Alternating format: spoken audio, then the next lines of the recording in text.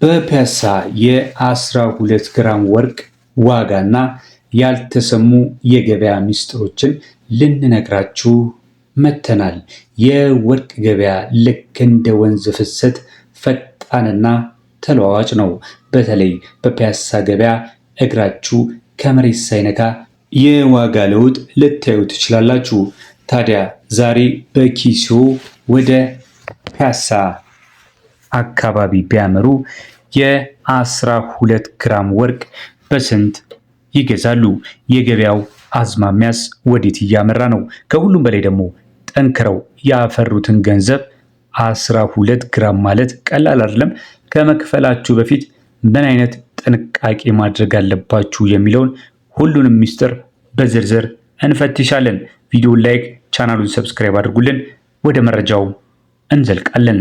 በፒያሳና በሌሎችም አካባቢ ያሉ የወርቅ ሱቆች ዋጋዎችን አጥንተን በምን ያህል ወቅታዊ ዋጋ እየሸጡ ይገኛሉ የሚለውን የዶላር ምንዛሪ እንዲሁም ደግሞ ዓለም አቀፉ የዋጋን መረጃ በተንተራሰ መልኩ በምን ያህል በመሸጥ ላይ ይገኛሉ የሚለውን እንመለከታለን ማለት ነው። እንደምታውቁት ከሆነ በነገርኳችሁ በዶላር ምንዛሪ በዓለም አቀፍ የወርቅ ገበያ ሁኔታና በሀገር ውስጥ ፍላጎትና አቅርቦት የዲማንድና ሰፕላይ ላይ ተመስርቶ ነው አንዴ ዋጋው ከፍ የሚለው አንዴ ደግሞ ዝቅ የሚለው ማለት ነው። እንግዲህ 12 ግራም ወርቅ ማለት እጅግ በጣም ከፍተኛ የሆነ የወርቅ ዋጋ ነው። ቀላል አይደለም። ትልቅ የሆነ 12 ግራም ወርቅን ለመግዛት ትልቅ የሆነ ኢንቨስትመንትን ማፍሰስን መጠየቅ ነው። የሚጠይቅ መሆኑ ምንም የማያጠራጥር አይደለም። በአሁኑ ወቅት እንግዲህ የገበያውን አዝማሚያ ስንመለከት ገበያው ላይ ባይገርማችሁ ይህን 3 እና 4 ቀናት ከፍተኛ የወርቅ ገበያ በከፍተኛ ደረጃ መወደድና ዋጋው ላይ መዋዠቅ እየታየበት ይገኛል። ወርቅ ከጊዜ ወደ ጊዜ እሴቱ የማይቀንስና አስተማማኝ የሀብት ማከማቻ በመሆኑ የገዢዎች ፍላጎት በከፍተኛ ሁኔታ በመጨመር ላይ ነው የሚገኘው። ታዲያ የ12 ግራም ወርቅ መግዛት ያዋጣሉ ካላችሁ ምንም ጥያቄ የለውም። ብሩ ይኑራችሁ፣ ኪሳችሁን ይጭነቀው እንጂ ያዋጣል። ምንም ጥያቄ የለውም።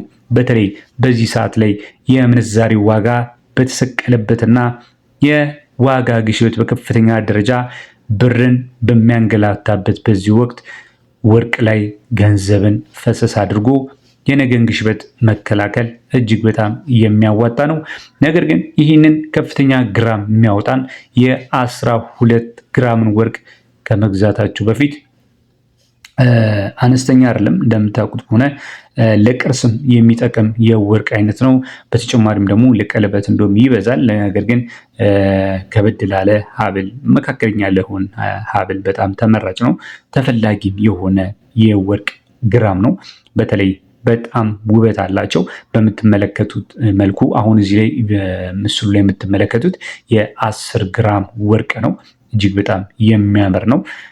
ጊዜያችሁ እንዳይባከን ገንዘባችሁም እንዳይባከን ማድረግ ያለባችሁን ጥንቃቄ እነግራችሁና ቀጥሎ በ21 ካራት እና በ18 ካራት የዚህ የ12 ግራም ወርቅ በምን ያህል በምሽት ላይ እንደሚገኝ እነግራችኋለሁ ማለት ነው።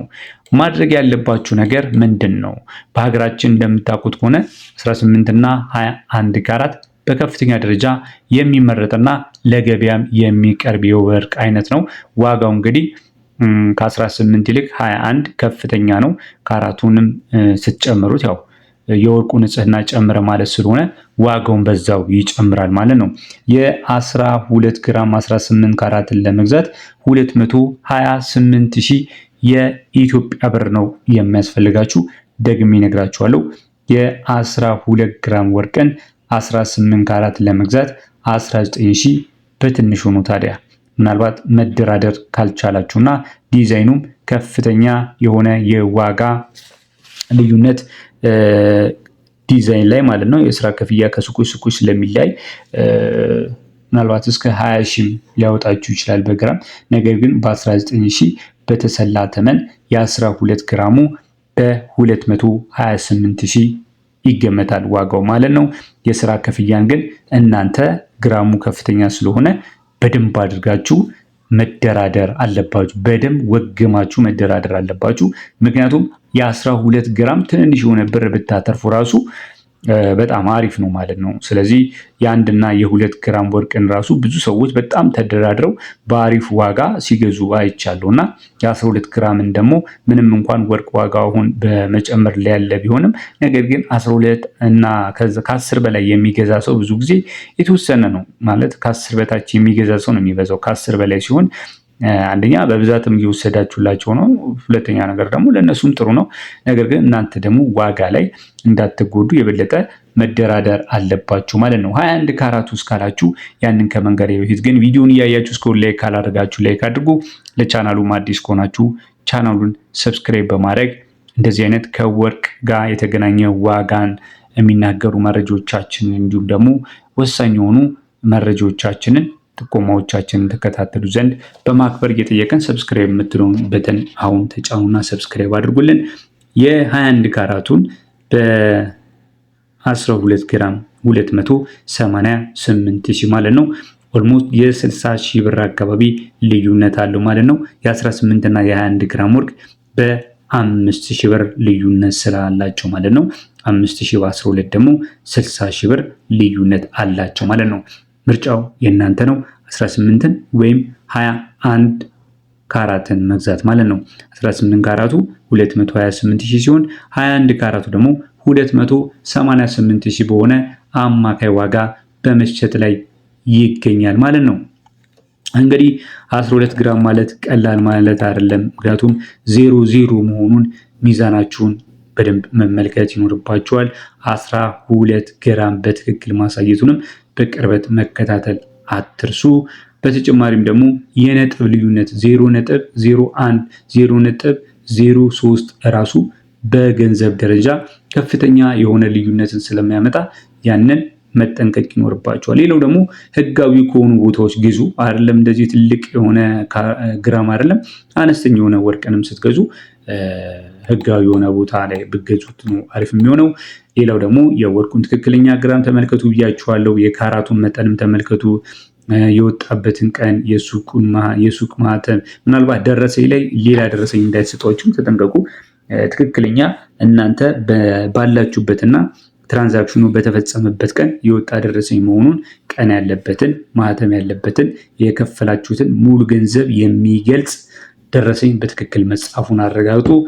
ለምን ካላችሁ ነገ መልሳችሁ ይህንን ወርቅ ብትሸጡት ብትለውጡት ይሄ ደረሰኙ ዋስትና ስለሆናችሁ ማለት ነው። ሌላው አንድ ሱቅ ላይ ብቻ መተማመን የለባችሁም። አወዳድሩ። ፒያሳም 4 ኪሎም 22ም አውቶቡስ ተራም ሜክሲኮም ብዙ ወርቅ ቤቶች አሉ። ልጠቅሳቸው የምችለው ወደ ሰሚት ፍየል ቤትም አካባቢ እኛም የምናውቃቸው ደንበኞች አሉ። ብዙ ወርቅ ቤቶች አሉ። ፒያሳ ብቻ አይደለም ወርቅ ቤት። ስለዚህ በመጀመሪያ ያገኛችሁት ሱቅ ብቻ ሄዳችሁ ከመወሰናችሁ በፊት የ3 እና የ4 ሱቆችን ዋጋ ዲዛይንም አማርጣችሁ መግዛት አትርሱ። ይሄ ነው የዛሬው መልእክታችን። የ12 ግራም ወርቅን በ21 እና በ18 ካራት የተመለከትንበት መረጃችን ይመስል ነበረ። በሌላ ቪዲዮ እንገናኛለን። አዳዲስ መረጃዎችን ሁሌ እንዲደርሳችሁ ሰብስክራይብ ማድረግ እንዲሚሉ ምልክቷን መጫን አትርሱ። በሌላ ቪዲዮ እስከምንገናኝ ቻው።